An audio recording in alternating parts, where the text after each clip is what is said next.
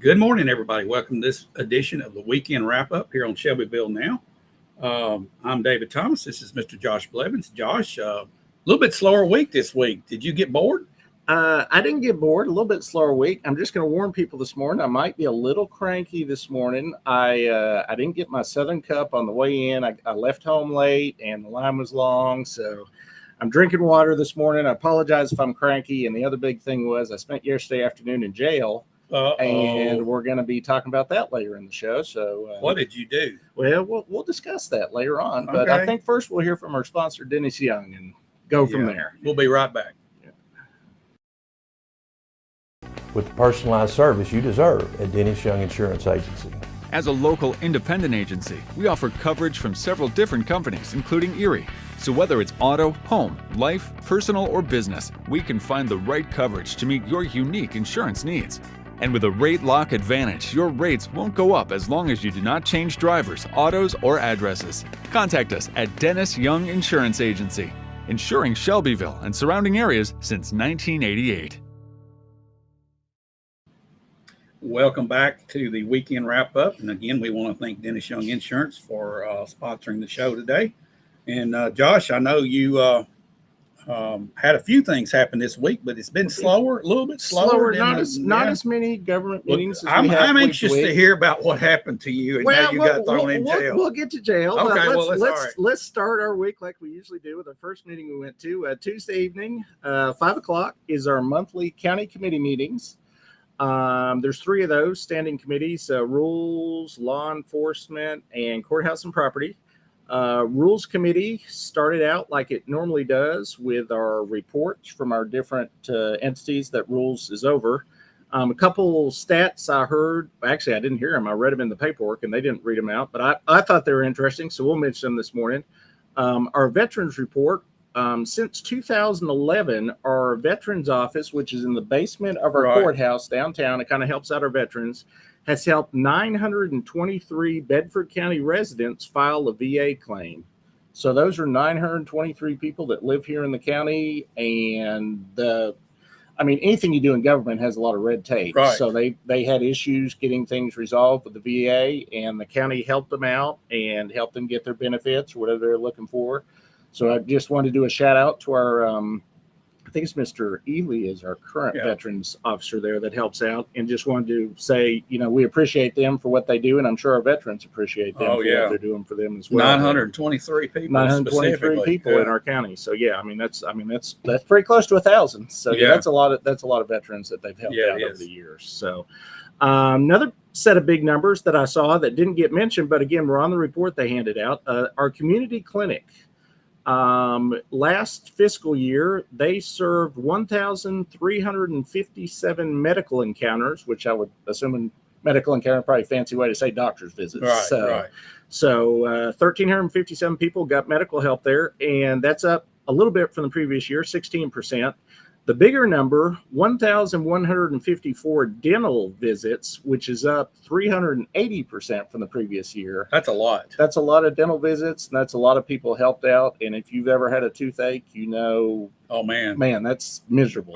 It's urgent. It's urgent. So, and these are people obviously that maybe can't afford to go to a regular dentist, and again, kudos to the community clinic for what they're doing here in our county to help out people, both on the medical and the dental side of things. So another thing mentioned to that rules committee was bylaw review. They've been discussing the county commission bylaws. It's been in rewrite for, I think they say at least 6 months. So we're finally down near the finish line. And rather than try to hash it out at a meeting that had 2 other meetings waiting behind it, they've set up a time, August 6th at 5:00. They're going to get together as many of the county commissioners as they can with the rules committee and just sit down, go through the bylaws from start to finish and decide, do they agree with these new rule changes? They want to make some changes. The head of the committee, Mr. Biff Farrer, he mentioned he's read through it. He has 3 or 4 concerns. He's heard some concerns from other commissioners. Some of it related to that bundle, that package deal, that the resolution. The resolution they passed through a few months ago. So they're going to sit down and, hopefully in that one evening, be able to hash it out and get something that they can all vote on the following month. Okay, that's good. good. So, and then the last thing mentioned at Rules Committee, and something honestly I dropped the ball on last week because I went to so many things last week and forgot about, was we had the final meeting of our homeless task force here. It happened a couple weeks ago, and they've decided to disband the official joint task force they have between the city and county government and move it. They're calling it a working group where it's going to be more nonprofits and community organizations kind of taking the helm and moving forward with that. Just because, we like to just shoot things straight, not sugarcoat things here. It kind of fizzled out at the end. I went to the last couple meetings. The very last meeting, which I attended, we had, I believe there was 14 members on that task force, and 5 of them showed up to the meeting. So, which is, I know at this particular Rules Committee meeting, he gave, a lot of thanks to a lot of people on that task force, but honestly, a lot of them just stopped showing up. And hopefully the working group can get some more momentum and get something going there, because there's, a lot of things that need to be worked on. Josh, in homelessness. there's no clear-cut answer. Right. And I think when you sit down in a group, you come to that conclusion. There's no clear-cut answer. Yeah, there's no easy you throw your answer hands for sure. up. I mean, so I could see how, maybe get some people with hands-on experience doing it and just let those people run with it. Let them run the show. So hopefully they can come up with some, and again, they're not going to solve it. We're not going to solve it, but hopefully at least they can look for some, some things to help the situation here in town, because it definitely, from what we're seeing, hasn't improved any. So it's, I know they did that little bit of cleanup on the river, right? But that didn't, put the homeless into housing or anything. They just moved them to a different location. Right. So, Scattered. Yeah, that scared them around. out. So that was it for the Rules Committee. Next committee up was Law Enforcement, which normally would be a set of reports that you would get from your different departments, from Animal Control, from the Sheriff's Department, from this, from that. And this is where something came out of left field this week. That we always say something sometimes comes out of left field, and this came out of left field. So at the opening of that committee, just like every government meeting that happens now by state law, there's a period where you can give a public comment. Right. And I've been to a year and a half of these committees, and nobody's ever said a word. But somebody decided to get up and speak at this one. So we're going to play the clip of what this gentleman had to say. Mr. Andrew Moore had some comments on our county jail, and then we're going to have a few things to say about what he said, and then, some of what went on the rest of the week that led to me being in jail. Okay, all right. So let's take a listen to what he said first. My name's Andrew Moore. I'm glad to be here, clean and sober for myself and for the people still struggling with addiction in jail without a voice. I have very limited time, so I'm not going to go into much detail, but there are some major issues that need to be looked into at the corrections facility. The way Ronnie Prince runs the jail, along with the rest of his administration staff, is out of control. I have witnessed many people going months, up to even a year, without their time being turned in by the state to the state. So they're unable to get their behavior credits and to know when they will get out. If the administration has an issue with you or done anything wrong before in the jail, then you are more than likely to never get a job, to do something with your time, or the credits to be able to return to your family home. Return home to your family on time. Medical services are extremely lacking, with no way to receive mental health treatment unless you are an immediate threat to yourself and sent to an outside facility for treatment for a few days. For the regular population of the jail, it is near impossible to talk to anyone on staff or to get any kind of help. There is no counselors or case managers to help with the things you need. People coming in can't even be supplied with the things they are supposed to receive. There's been multiple month-long periods where inmates couldn't get a toothbrush when they come in, and unless they have money to order one, they couldn't get one. I've seen people given uniform shirts as towels. Lots of people come in barefoot because there is no shower shoes to be given to them. And if it gets too bad, Mr. Prince will bring his team in for a shakedown and steal the clothing people have spent a lot of money to buy off commissary, as well as people's personal books and religious materials. And all that is given to inmates to clean the toilet, sinks, tables, showers, and living areas is a mop and a bucket, if the officer feels like bringing it. I've had a sergeant tell me stories of how bad the administration is covering things up, but I have plenty of documentation and proof of the inadequacy of the jail. I just want to try to bring some public light to the issues, and this is just the beginning of that. Thank you. Okay, Josh. So that's one of the first public statements we've had at a committee meeting, or the first maybe, and it's about this. And yeah, and again, I've been to everyone for about a year and a half, and yeah, first public comment I'd heard.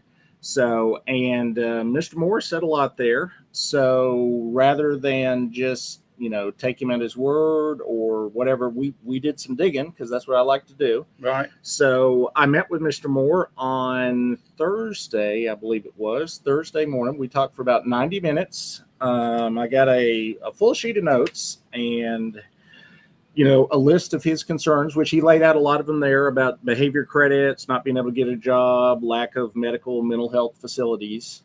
And then Friday, I actually called down there and for about an hour, got the story kind of over the phone, their side, right. With everything. There's two sides, at least, to every story. And at the end of that conversation, they said, hey, rather than just hear what we have to say, why don't you come on down? We'll put you in jail for the afternoon. So that was fun. Yeah. So I went down there Friday afternoon and I spent 2.5 hours in jail. Now, not obviously in chains and locked up, but I was given a full, got it. I'm not in there by myself wandering around, but I was given full access to, I asked, I'm like, can I see this? They took me around. I don't know that there was a lot of, areas of the jail that I wasn't, nowhere that I know of that I wasn't allowed to see. So I went through the whole facility. They explained, how things go on there, what goes on there, how they operate.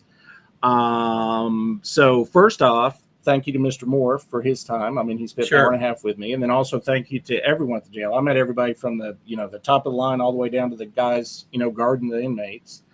And I saw a lot of things, people, you just hear jail. And I don't know if you watched the show called Mayor of Kingstown. My wife and I watched it on Sunday night, and that's all I know about jail. Right. And that's a bunch of guys out in the yard, and you got the chain link fence. Right. Well, we've all seen the prison. Yeah, they're shooting basketball, and every once in a while somebody gets shanked out the yard. Exactly. So, and then the guards have to crack down. So it's not like that in county jail, David. Let me tell you.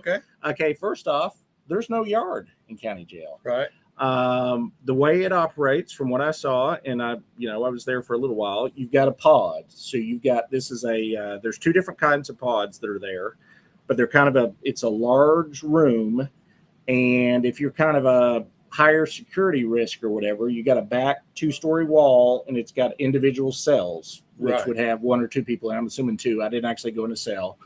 And then the front of the pod is kind of your open space. It's, it's got some tables and chairs. Right. You've got a shower space. You can see the shower space. There's a divider that comes up, partway up your body for privacy, but you can, from up above, the guards can see the entire pod where everybody's in there. And then you've got a second type of pod, which the entire space is open. And then you've just got bunks and stuff. And you got, I believe the bunk one held like 30 some guys, and the one with the cells had around 20. So that guys. Would be less security risk. Yeah, less security risk. If you've got 30 some guys in one big open room, these are guys that you at least figure can hang out together and they're not going to kill each other. Right. So That's good. I would hope That's not. Good, yeah. So the thing I didn't know, again, from watching TV and stuff, that pod is their life. I mean, there is no the yard you see on TV where they're out shooting basketball. There's not happening. There is no yard. There's no jail yard in county jail. So that pod is your life. They bring your food to you there. And so you don't go to a cafeteria. You don't go to a cafeteria. Okay. They bring your food to you. Couple other things just from watching TV and not actually being in county jail. There's no TV. So you're not sitting there watching TV all day. They don't have TV. So that's all on the movies. That's all on the movies. This is not in the actual jail. Okay. So all that to say, in Mr. Moore's defense, if I had to go in there, I don't think I could last a week. I mean, in a room with 30 some guys, and you can't. So I mean, literally, they're like pacing in circles. Yeah. I mean, there's no, you can read, and you can talk to the other guys in the, in the other cell or whatever, but you're not looking forward to 2:00 where you're going to shoot hoops with the guys or something. Yeah. I mean, you're in there. You're not playing cards or anything, I don't guess. I'm assuming, there's probably some card games. Okay. All right. Okay. Yeah. But there's no entertainment. It's jail. Right. So, yeah. And, depending on where you stand on, what side of the aisle, that's kind of what jail's about. Right. So, it's jail. You're in there because you did something wrong. You're not in there, it's not for a recreation. vacation. It's not a vacation. He mentioned in his statement about making purchase from the commissary. Did you get to see that and how that works? I didn't see the actual commissary process, but I did. We talked about a lot of what he talked. So we'll go down a couple, the list of his, his concerns, and then kind of what goes on with that. So behavior credit. So you get credit when you're in jail for doing a particular job. Right. Maybe you're the guy that cleans the pod. Maybe you're the guy that, some of the pods, guys that are lower security risk, they come out and do, litter pickup around town and stuff like that. We've seen them out and about. They used to call those trustees. Trustees, yeah. And they even have a trustee pod that's just in charge of the food for the whole facility, because on any given month, they'll do 30,000 meals. Wow. So 30,000 meals doesn't happen without a lot of guys working on it. Yeah. So you've got a whole separate pod of just meal trustees, and they're totally separate from all the other prisoners. They're in there, and their whole job is to prepare the food for the rest of the facility.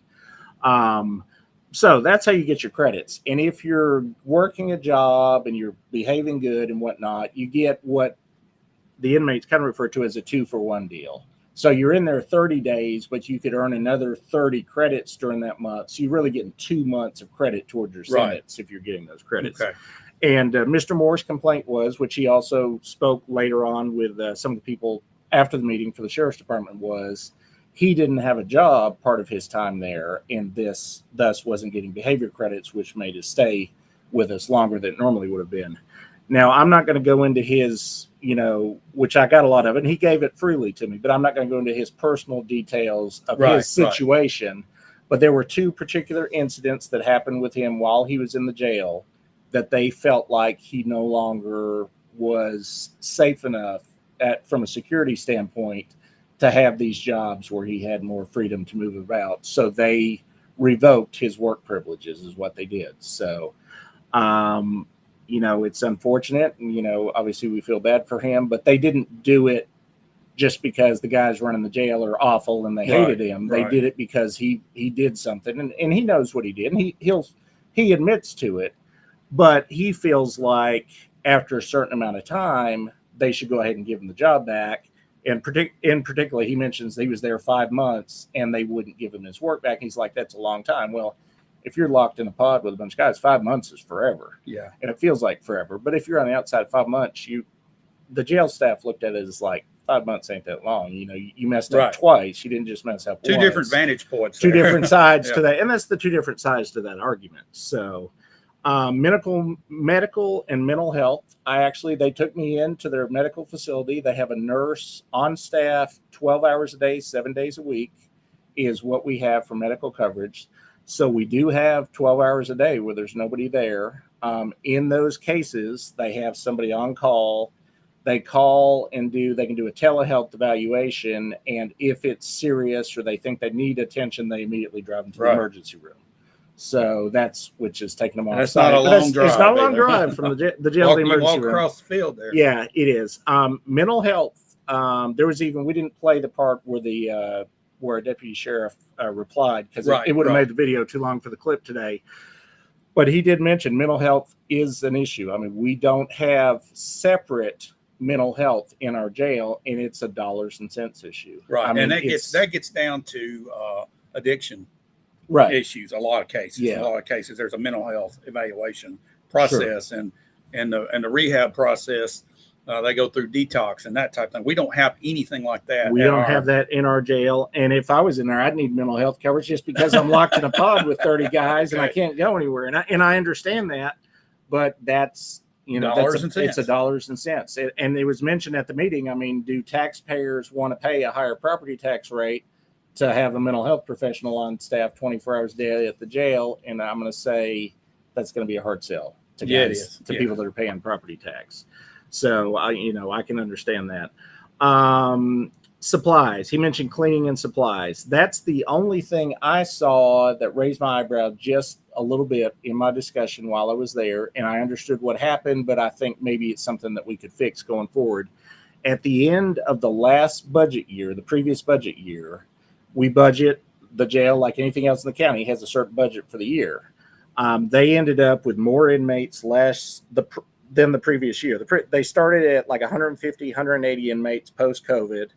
They went up the following year to a little over 200 inmates. And then the most recent budget year, they went to over 300. The problem that came in is at the end of the budget year, the budget ran out. Yeah.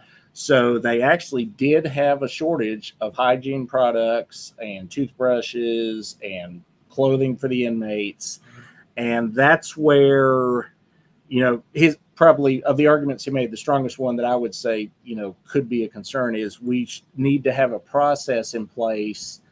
The jail personnel should be able to go back to the county commission and say, hey, we ran out of money, but we still got prisoners coming in. You got to be, a toothbrush and hygiene seems like a minimum amount of stuff. And here's something too, Josh. I was thinking about this. When we say we're running out of this, there are churches that would donate stuff like this that If have they jail knew. ministries if they knew this situation. Yeah. Maybe just there needed to be more publicity. Yeah, we're out of toothbrush. We have a need. Yeah. I'm telling you, there are churches and other charitable organizations that would be more than happy to That would donate accept it. toothpaste, toothbrush, and basic hygiene stuff. Yeah. If we're out. And I think that, I didn't even think that, but I think that's a good idea, as well as possibly going back to the commission. And on the churches and whatnot, they did, at the end of my tour, we sat down in the administration office and all the, the heads of jail, there's like 6 of us at the table. And one of the things they mentioned about our jail is they currently have 93 different individuals volunteering to come into our jail to provide different services, like church services and work with the MRT program and, and whatnot. So we do have a lot of people from the community actually stepping in there and helping out.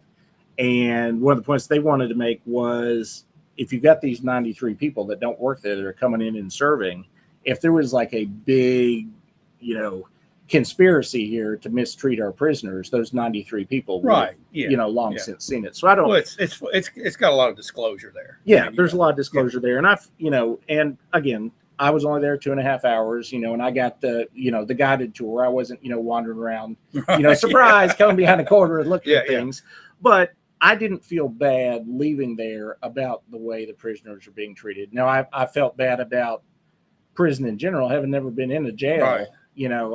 I would never want to be in there. I mean, it's miserable. Take a tour, and it's a deterrent, huh? That's a deterrent. If you want to deter your kid, if you had some way to, just get him in there for half a day or something, that would be enough to. And thinking about this, this was funny looking back on it.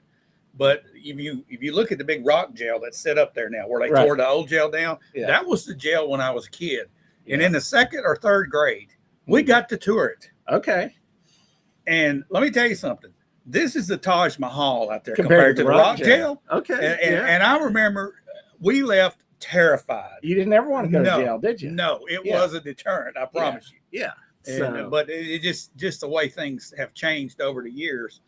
And I don't know what people expect out of a prison or a jail setting. Yeah. One thing that I thought of while you were describing this, is there hygiene for is there a barber shop, or is there a way for them to get haircuts? How does that work? Did you get I to did see not anything dig into any of that. I mean, I would assume if you're there for a year, there's got to be some kind of hair, ability to do that. But those were questions that I should have thought of that. And I did not ask that. A couple other, or at least one other thing, maybe a couple that I saw that kind of surprised me. Again, not ever being in a jail or being in the jail situation. Corrections officers. So I'm walking around inside the jail, and you've got your corrections officers in uniform. David, it was a bunch of teenagers. Really? Our corrections officers, they're kids. And I realize I'm getting older. I'm approaching 50, and everybody looks like a kid the older you get. I get it. But they're literally kids. I mean, you can go in and be a corrections officer at 18 years old. And there was no shortage of corrections officers in there that I didn't, I'm not walking around asking ages. But looking at faces, I'm like, that's teenager, that's teenager, that's teenager. Which not something I would have ever thought of or ever guessed. But I'm like, wow, that's kind of interesting. I wouldn't have thought you go on TV, you see the big old grizzled guy, big muff, buff guy in there. And are they armed?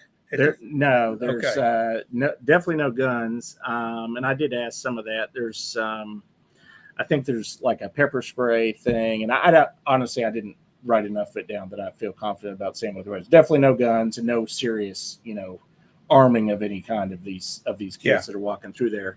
And the other thing about that is, I mean, that's a tough job. And I'm going to give a stat that I think I remember because, again, I didn't write a lot of stuff down, but I think he said on their last, where they evaluated their staffing of, I don't know if it was just one shift or over their shifts, their average length of service for their corrections officers was 0.9 years. So the turnover is just crazy because just imagine the stress.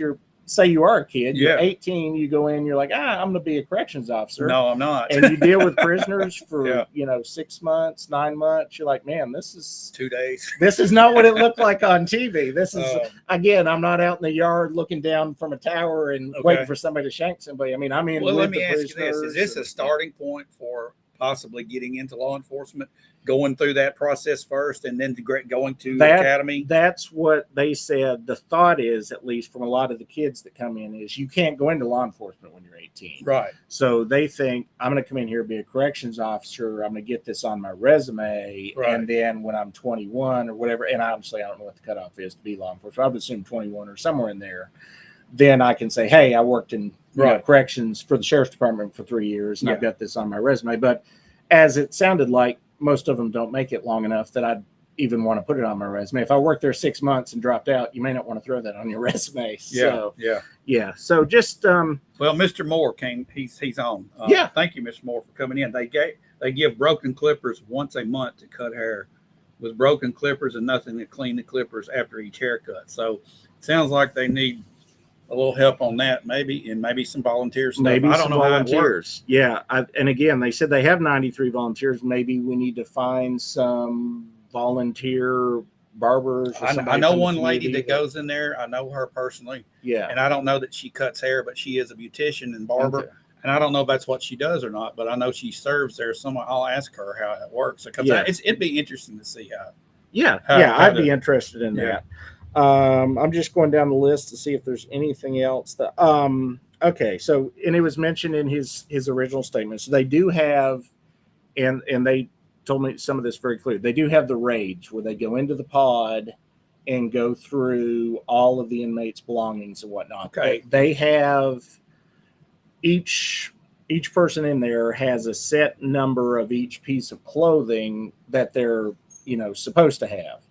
So they go in and anything you've got over that list, they literally, and they said they did. They take it from the inmates and it goes back into the supply room and gets reused. Now the question that they weren't, even when I spoke to them, were not clear on, is it is possible that they actually took things that an inmate bought from the commissary, which is not how that's supposed to work. Well, let me ask you, what instigates a raid? Is there some kind of suspicion, or is it just random and they just take everything? And even if you're, doing what you're supposed to do, you get your stuff taken. Right. Yeah. It's just random. It's just and honestly, it sounded like, especially at the end of the year where the budget was, it actually is because they're actually short on supplies, and they know that a lot of the prisoners are hoarding supplies. They do go through and clean things out. So that is, that does go on.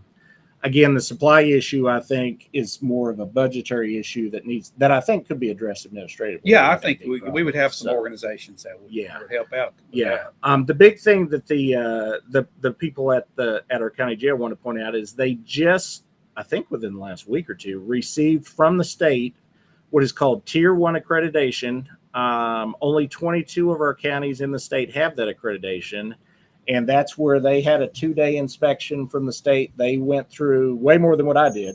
They went into the cells, they went into the pods, they looked from ceiling to floor, and they felt like we were offering what is for the state of Tennessee, the highest level of care for our prisoners that's available in the state of Tennessee for a county jail. Now, and this is an important point too. County jail is different from the state penitentiary. And we house state inmates, right? As we hear in the report every month. At the state penitentiary level, you actually get more of these, I hate to say amenities because you're still in jail, but you get more opportunity as far as work and stuff like that at the state penitentiary by state law, than you get when you're in the county jail. The county jail doesn't have to provide the exact same level of work opportunity and stuff that you have at the state level. There's actually TCA codes that I read, and we talked about those. I had them with me while I was at the meeting at the jail, and those codes are different for the state penitentiary than they are at our county jail. Well, let me ask you this, since you got to see this, and there's one thing that I think I heard in Mr. Moore's statement. What about the sanitation issue, the cleaning?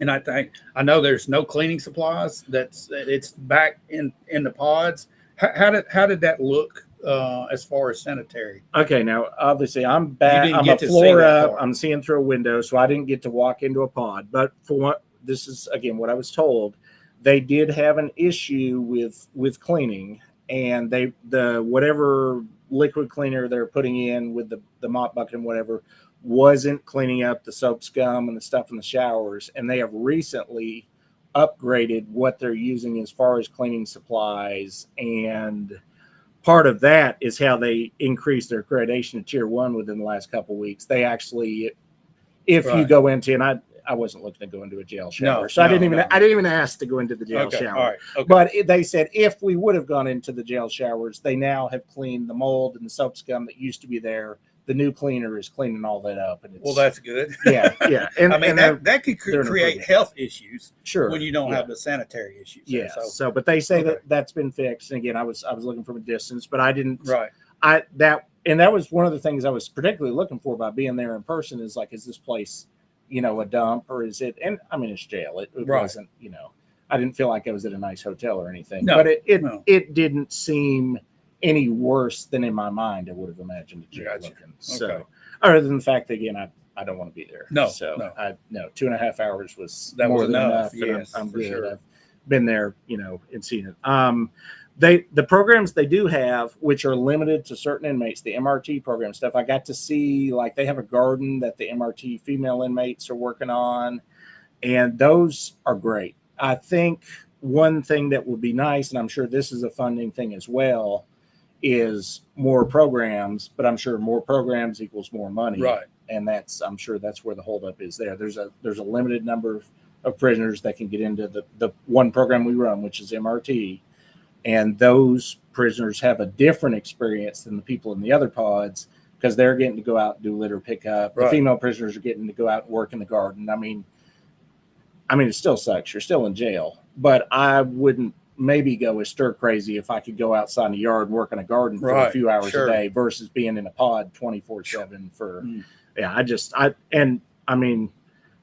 hate to say hats off to prisoners for putting up with that, but mentally how you could wrap your head around being in a space enclosed like that for months on end. I don't know how they do it. I'd have to have mental health and probably some drugs to get through it. To just, it's just good. I don't know how they do that. So again, thank you to Mr. Moore, who it appears is watching, for his time. I appreciate, what he had to say. I forgot to ask when I was there yesterday afternoon. They have offered to sit down with him as well, just like they did with me, and go over his list of concerns. And they're still looking forward to doing that. And hopefully he'll reach out to them because obviously he spent more time there than I did. And he knows, more of the backstory. All I got was what I took in my notes was able to present to them, but he's got a lot more of the details and he could go over that with them. But a special thank you to everybody at the jail. Again, from the jail administrator down to the teenagers that were working in there.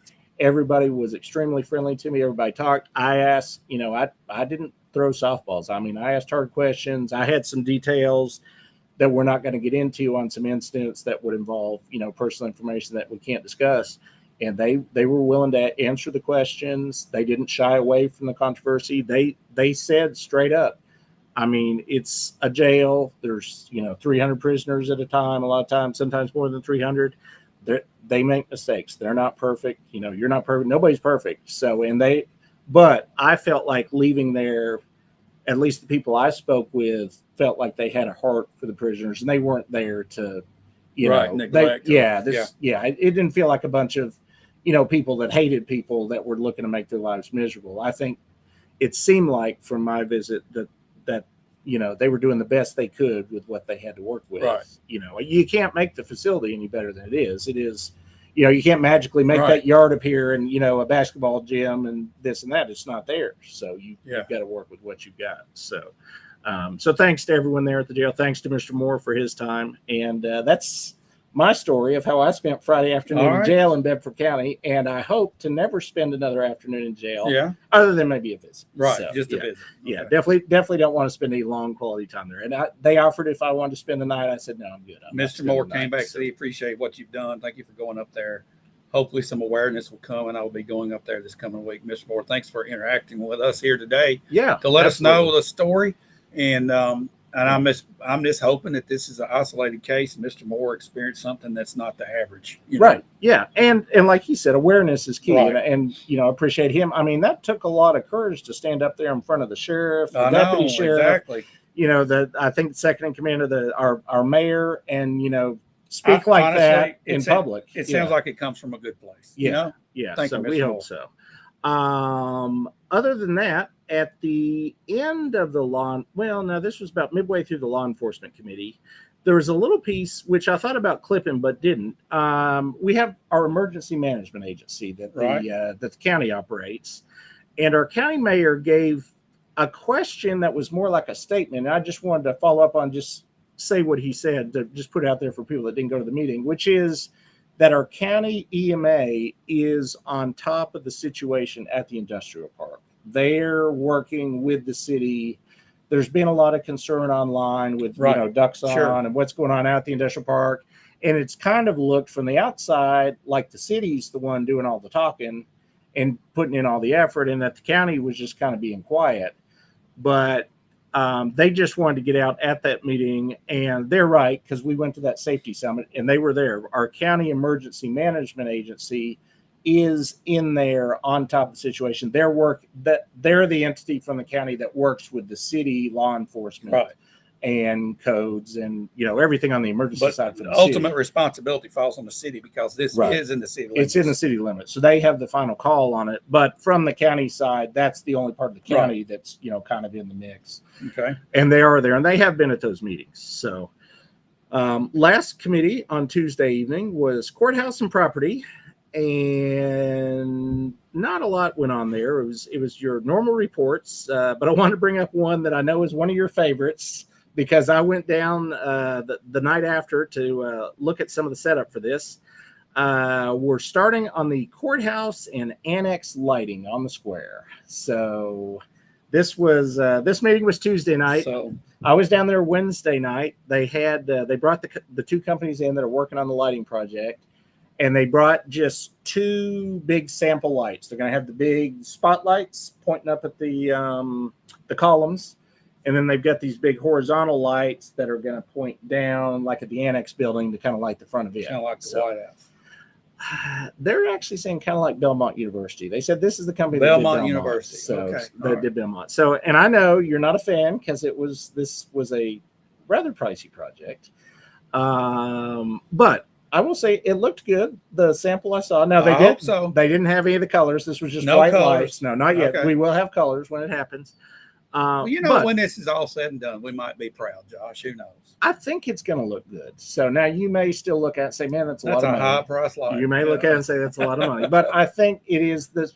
If you get this going, you get the restaurant in the corner there, the Glass Hollow. You get the Grindstone Cowboy, and you get that street in between, kind of going with little twinkly, dangling lights, whatever they're doing. It's going to be some vibe. The square it's going to look good. So now the key is going to be all these places that open up. They need to have good food, because we need them to stay open. Exactly. And we need the square. So that's and people got to support it. Yeah, no pressure, but whoever's going in to cook at those restaurants, do a good job, please, because we don't want a bunch of bad reviews. It would be a shame to spend that much money on lights and nobody get to see them. And nobody gets to see them. So we're counting on people. We're counting on good food coming out of these restaurants, and, you know, a good situation down there. So all of that, and we've talked a long time already. That was just Tuesday evening at the committee meetings. And honestly, that was the only, between the city and the county, the only scheduled big meeting of the week. Right. Now, there was one other small thing that we mentioned last week that I went to Tuesday evening at 6:00.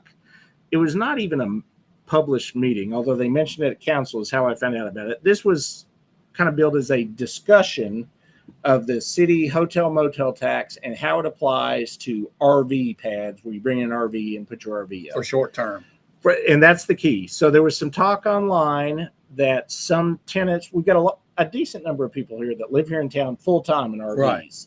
And they had heard through the rumor mill online, or from their neighbor that heard from their neighbor that heard from their uncle that heard from their aunt, that we were about to tax all the RV spaces in the city of Shelbyville. That is not the case, and that didn't happen at this meeting. All this applies to is if you come into town for the celebration or for an event and you rent a space for less than 30 days, there's a 7% tax on that rental.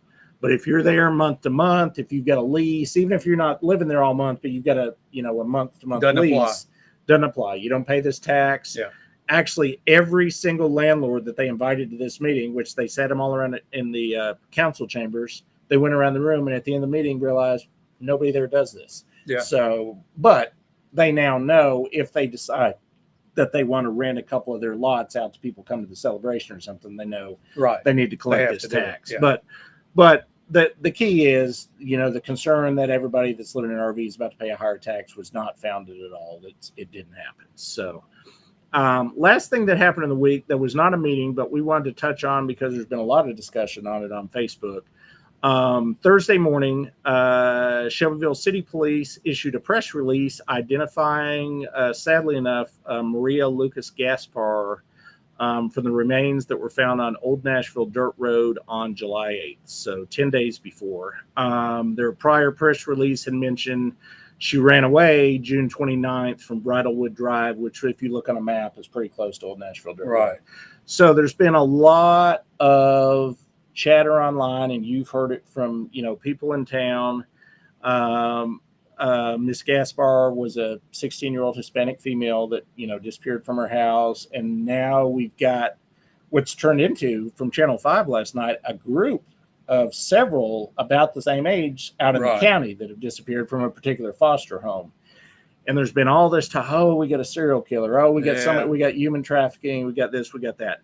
We don't know the story out in the county other than what's been in the posted and stuff. But if you even read the Channel 5 article closely, the county has said publicly there is zero connection between what went on in the city and what went on in the county. There's still an investigation going on in the city. That's why there's not more information out there. It will be published when the investigation is finished.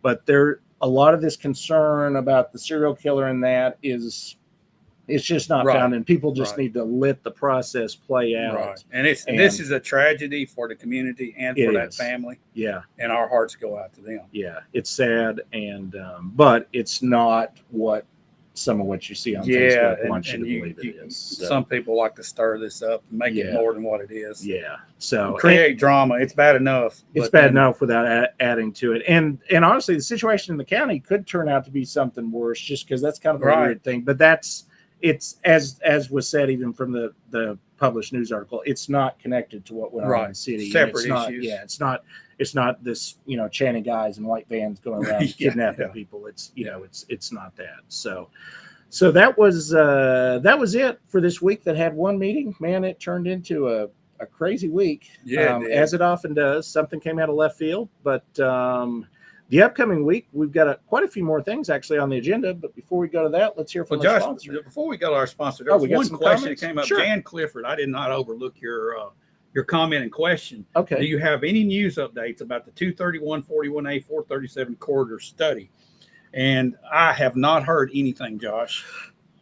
I don't have any specific updates. I do know that it's happening. I mean, it got approved. There have already been some meetings. There was a timeline put out at the City Planning Commission recently. So TDOT is working on a corridor study. That's a corridor study that involves, like I said, 231 going north of town, and then also 41A. And then I'm assuming the bypass is somewhere in there. They're more looking at traffic on those two corridors and how soon they need to do that.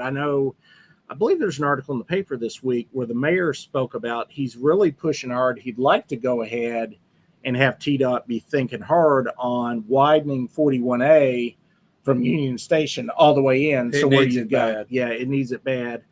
But that'll all be part of this corridor study, and it's in progress. So yeah, there's no hold up on it. It's just one of those things that's going to take a while. So it is moving along. But that was one question that came up in chat, and I wanted to go back before we took a break here. But we do need to take a break. We do need to take a break, and then we'll talk about what's coming up next week. We'll be right back. Yeah. With the personalized service you deserve at Dennis Young Insurance Agency. As a local independent agency, we offer coverage from several different companies, including Erie. So whether it's auto, home, life, personal, or business, we can find the right coverage to meet your unique insurance needs. And with a rate lock advantage, your rates won't go up as long as you do not change drivers, autos, or addresses. Contact us at Dennis Young Insurance Agency, insuring Shelbyville and surrounding areas since 1988.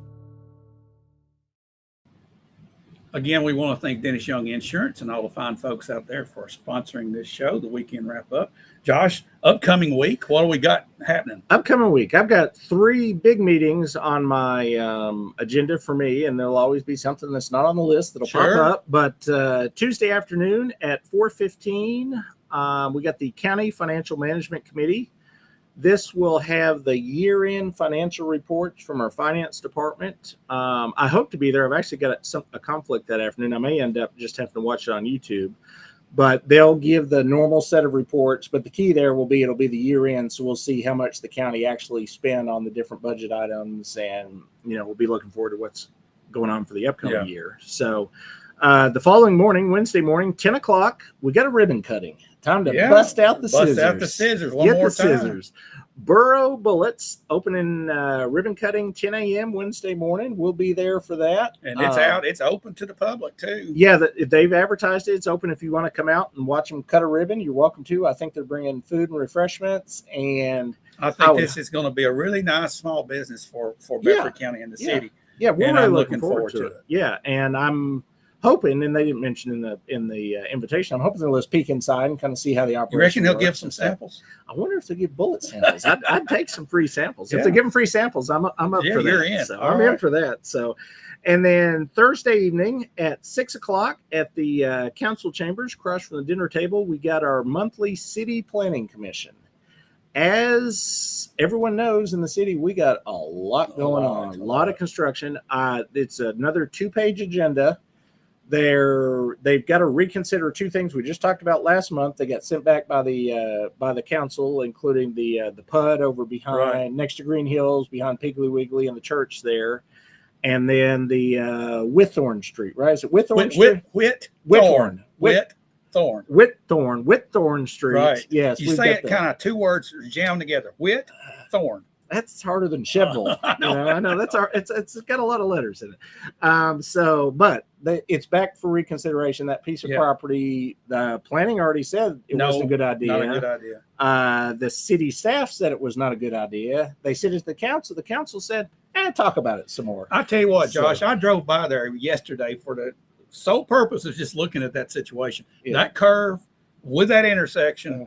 It's a disaster waiting to happen. It's a mess over there. It's not good. So, and do we want to put R4 right on that curve? Man, I just don't see it happening, Josh. People?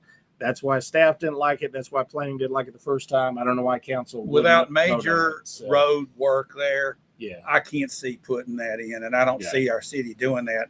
They would have to make this. They need to rework straighten that whole road right there. And even if they do, that particular piece of land on we have our long-term, looking forward what we're supposed to do with property. That piece of land is not supposed to have R4. No. So either we need to update our document that has our, long-term land use, or we need to start following it, one or the other. In addition on this, if you look at this agenda, it's item after item. If you look at the addresses, it is more and more stuff feeding onto Union Street. Right. I mean, it is one little, and it's drips and drabs. It's like 5 lots here, 6 lots. Well, but it's all feeding onto the same street, which is part of why the mayor is talking. We need to go it's there. So. That side of town, that area is getting flooded. Yeah. And our infrastructure there just can't handle it right now. We've got a big catch-up plan to put in place, and I hope that's in the discussion of our infrastructure. Yeah, and actually at the very bottom of the agenda, they're supposed to discuss what went on a week ago where they had the growth committee and where they've got ideas to tighten our standards, raise our standards. And man, we've talked about that since January. It's time some of that needs to come to a vote. Yes, I mean, let's not talk it to death. Let's put it on an agenda and vote on it. So hopefully that's going to happen. We're going to get some movement there.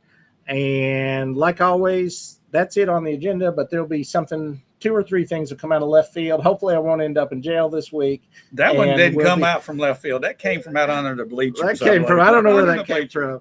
But we'll be back here again next week, same time, same station, and we'll tell you whatever went on. Exactly. In the meantime, stay tuned to our website at shelbyvillenow.com.